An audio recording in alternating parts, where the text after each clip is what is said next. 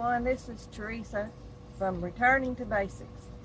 I wanted to give a little more in-depth information about our greenhouse. We purchased a few years ago one that you put together. I would highly recommend that you not do this.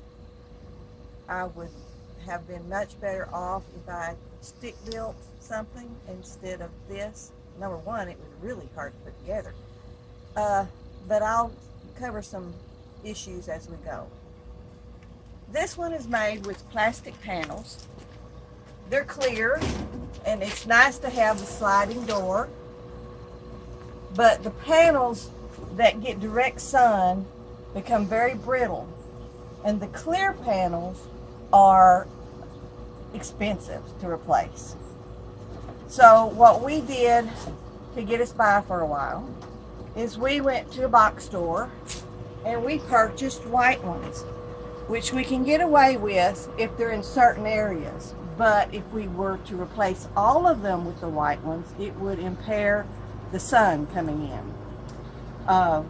You do need some sun shading at certain times of the day.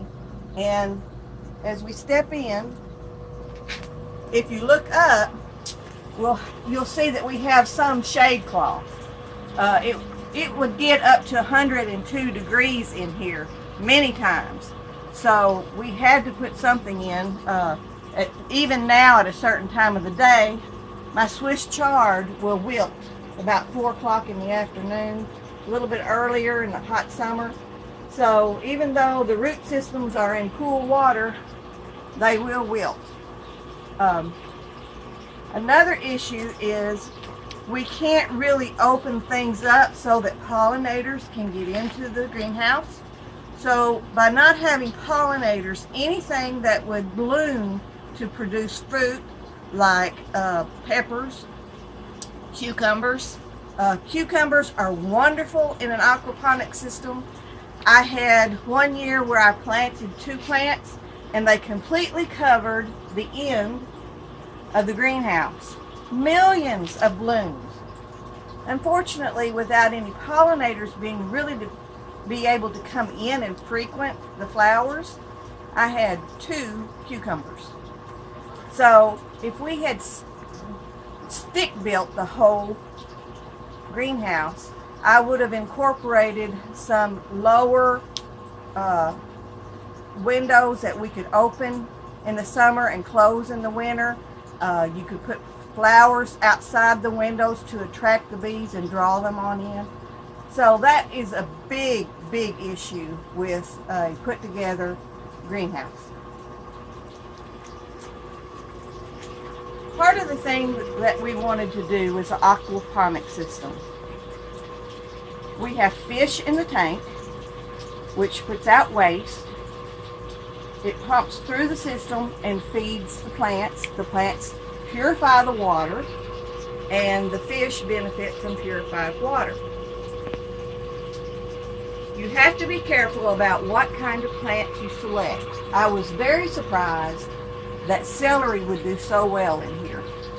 Right now I have it all cut back and the leaves are drying in the house so that I can put them away in my spice cabinet. These are Swiss chard, a rainbow mix, so you get different color stems. But we really like this sauteed with onion. And I have recently really done a big harvest for us and the neighbor.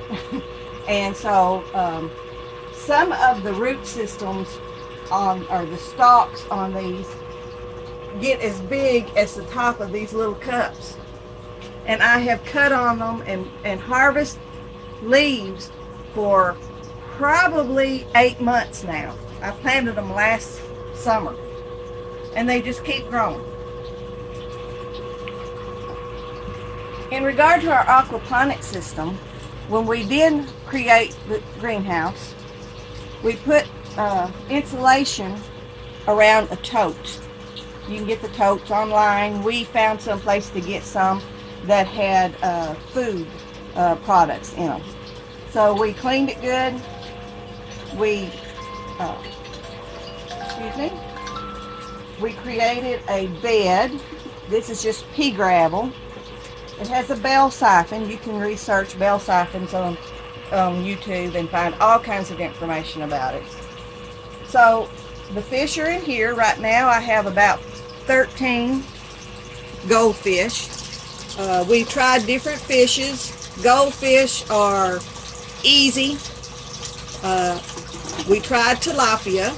Unfortunately, tilapia will die whenever the water temperature hits 50, so you have to harvest them all before winter.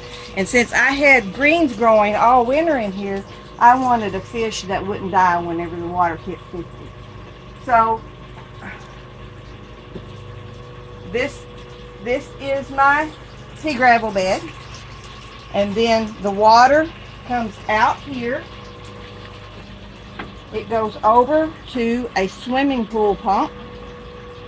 The pump pushes the water up through this pipe, and we have a diverter that comes over and puts water into the back side of the pea gravel bed, and we also have it going to the pipes. After it goes through the pipes, it comes down into a filter, and you can find all kinds of information about how you can configure an aquaponics system, do's, don'ts. We've been very pleased with this. We built 2, but 2 was quite a bit for me to handle, so I ended up coming down to just 1, and that gives us enough greens for the winter, and so I've been very happy with it. Our whole aquaponics system runs off of solar. We have solar panels on the other side of this white wall built up on a wood frame, and I'll let him continue from here because he's the solar power guy.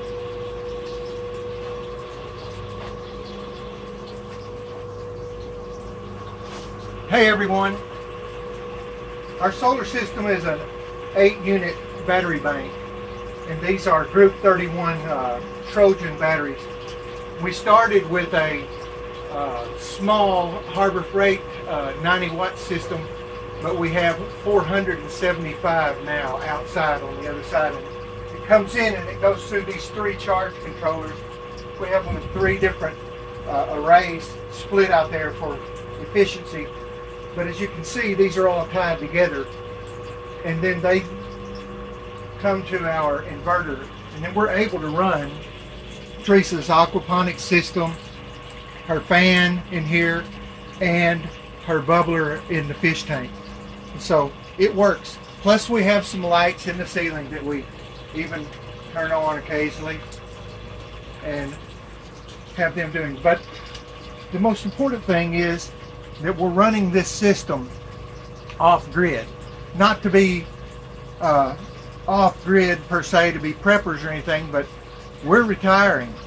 We're living off of our money, and we're trying to do it wisely, and so there's no footprint for this on our electric bill. So that's why we're doing it. We wanted to just give you a little bit more about our system. We'll do a little more in depth about how to create a biofilter sometime, or a grow bed like this, but we wanted to bring you along. We got some extra comments and questions from our earlier video. Thanks. We appreciate you being with us.